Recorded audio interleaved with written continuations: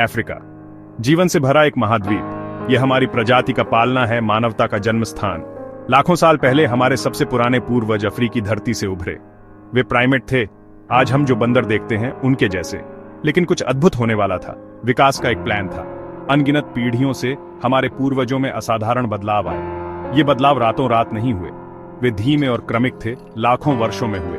हमारे पूर्वजों ने सीधे चलना शुरू कर दिया, उनके दिमाग बड़े हो गए और अंततः वे हम में विकसित हुए, होमो सेपियंस। यह अविश्वसनीय यात्रा विकास की शक्ति का प्रमाण है। यह एक कहानी है जो आज भी सामने आ रही है। मानव विकास की कहानी जटिल है और रहस्यों से भरी है, लेकिन एक बात निश्चित है, यह एक यात्रा है जो अफ्रीका में शुरू हुई थी, और यह एक ऐसी यात्रा है जो आज भी हमें आकर्षित और प्रेरित करती है। 1978 में वैज्ञानिकों की एक टीम ने इथियोपिया में एक आश्चर्यजनक खोज की। उन्होंने 3 मिलियन साल पहले रहने वाले एक मानव पूर्वज के जीवाश्म अवशेषों का पता लगाया। उन्होंने उसे लूसी नाम दिया। लूसी कोई साधारण जीवाश्म नहीं थी, वह एक ऑस्ट्रेलोपिथेकस अफ्रेंसिस थी, एक प्रजाति जो हमारी अपनी प्रजाति से लाखों साल पहले रहती थी। लूसी को इतना खास क्या बना दिया? उसका दिमाग छोटा था, चिंपैंजी के आकार के समान, लेकिन उसकी हड्डियों ने कुछ असाधारण खुलासा किया। लूसी 2 पैरों पर सीधी चली। इस खोज ने वैज्ञानिक समुदाय में हलचल मचा दी।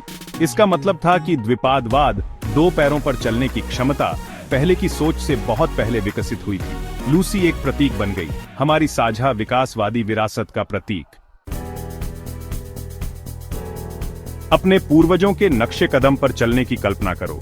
तंजानिया में लैटोली नामक स्थान पर आप ऐसा कर सकते हैं। ज्वालामुखी राख में संरक्षित पैरों के निशान 3.6 मिलियन वर्ष पुराने हैं। ये पैरों के निशान, जिन्हें लैटोली पैरों के निशान के रूप में जाना जाता है, प्रारंभिक द्विपादवाद का और सबूत प्रदान करते हैं। वे ऑस्ट्रेलोपिथेसिन द्वारा बनाए गए थे, संभवतः ऑस्ट्रेलोपिथेकस अफ्रेंसिस, लूसी की तरह ही प्रजाति। लैटोली पैरों के निशान केवल पैरों के निशान से कहीं अधिक हैं। वे समय में एक पल का स्नैपशॉट हैं। वे हमें बताते हैं कि हमारे शुरुआती पूर्वज सीधे चल रहे थे, कंधे से कंधा मिलाकर, शायद एक दूसरे के साथ बातचीत भी कर रहे थे। ये पैरों के निशान हमारे साझा विकासवादी अतीत की एक शक्तिशाली याद दिलाते हैं। लगभग 2.5 मिलियन साल पहले विकासवादी मंच पर एक नया खिलाड़ी उभरा, होमो हैबिलिस, कुशल व्यक्ति। होमो हैबिलिस के पास ऑस्ट्रेलोपिथेसिन से बड़ा मस्तिष्क था। वे पत्थर के औजार बनाने और उनका उपयोग करने वाले पहले इंसान भी थे।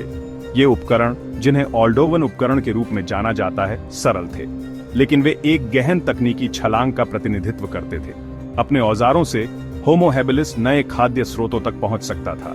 वे मांस काट सकते थे और हड्डियों को तोड़ सकते थे। प्रोटीन और आवश्यक पोषक तत्वों तक इस पहुंच ने मस्तिष्क के विकास को बढ़ावा दिया। औजारों के आविष्कार ने मानव विकास में एक महत्वपूर्ण मोड़ ला दिया। इसने अधिक परिष्कृत तकनीकों के विकास और अंततः हमारी अपनी प्रजातियों के उदय का मार्ग प्रशस्त किया। भाग 5, एक नया युग। होमो इरेक्टस ने मंच संभाला। लगभग 1.8 मिलियन साल पहले मानव की एक नई प्रजाति का उदय हुआ, होमो इरेक्टस। होमो इरेक्टस होमो हैबिलिस से लंबा और अधिक बुद्धिमान था।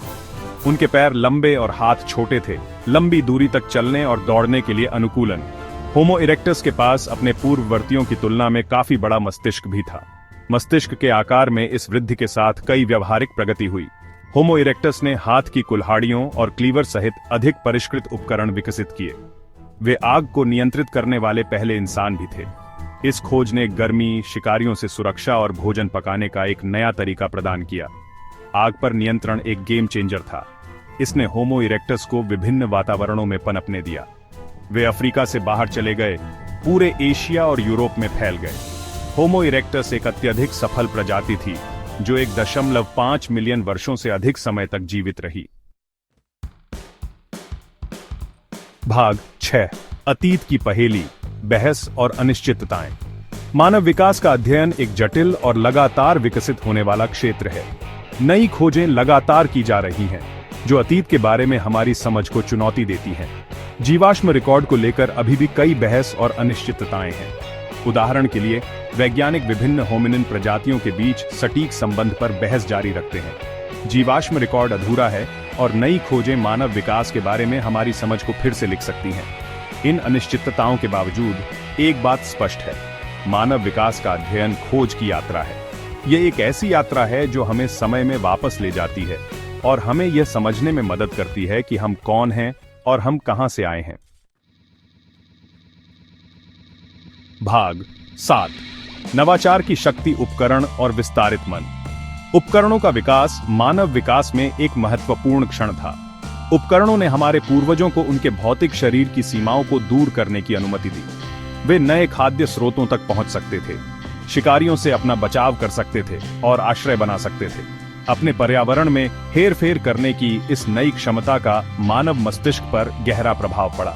जैसे जैसे हमारे पूर्वजों ने अपने औजारों का इस्तेमाल किया, उनके दिमाग लगातार चुनौतीपूर्ण और उत्तेजित होते रहे। इससे मस्तिष्क के आकार और जटिलता में वृद्धि हुई। उपकरण के उपयोग और मस्तिष्क के विकास के बीच संबंध एक जटिल है, लेकिन यह स्पष्ट है कि मानव मन को आकार देने में औजारों ने महत्वपूर्ण भूमिका निभाई। भाग 8, लाखों वर्षों की यात्रा, मानव विकास पर चिंतन। मानव विकास की यात्रा अनुकूलन की शक्ति का प्रमाण है। हमारे पूर्वजों को जलवायु परिवर्तन से लेकर शिकार तक अनगिनत चुनौतियों का सामना करना पड़ा, लेकिन इन सब के बावजूद वे जीवित रहे और फले फूले। उन्होंने अपने लगातार बदलते परिवेश के अनुकूल होकर, विकसित होकर ऐसा किया। हम इस उल्लेखनीय विरासत के उत्तराधिकारी हैं। भाषा, संस्कृति और प्रौद्योगिकी के लिए हमारी क्षमता लाखों वर्षों के विकास का एक उत्पाद है। जैसे ही हम इस अविश्वसनीय यात्रा पर पीछे मुड़कर देखते हैं, हम अपनी प्रजातियों के लचीलेपन और सरलता के लिए गहरी प्रशंसा प्राप्त करते हैं। भाग 9, अगला अध्याय, आगे क्या है। मानव विकास की कहानी यहां समाप्त नहीं होती है। हम अभी भी विकसित हो रहे हैं और अपने पर्यावरण के अनुकूल ढल रहे हैं। आज की चुनौतियां हमारे पूर्वजों की चुनौतियों से भिन्न हैं, लेकिन विकास के सिद्धांत अभी भी लागू होते हैं। हमारी प्रजाति का भविष्य क्या है? क्या हम विकसित होते रहेंगे? क्या हम आने वाली चुनौतियों से पार पाएंगे? ये ऐसे प्रश्न हैं जिनके उत्तर हम केवल अनुमान लगा सकते हैं। लेकिन एक बात निश्चित है, मानव विकास की यात्रा अभी खत्म नहीं हुई है।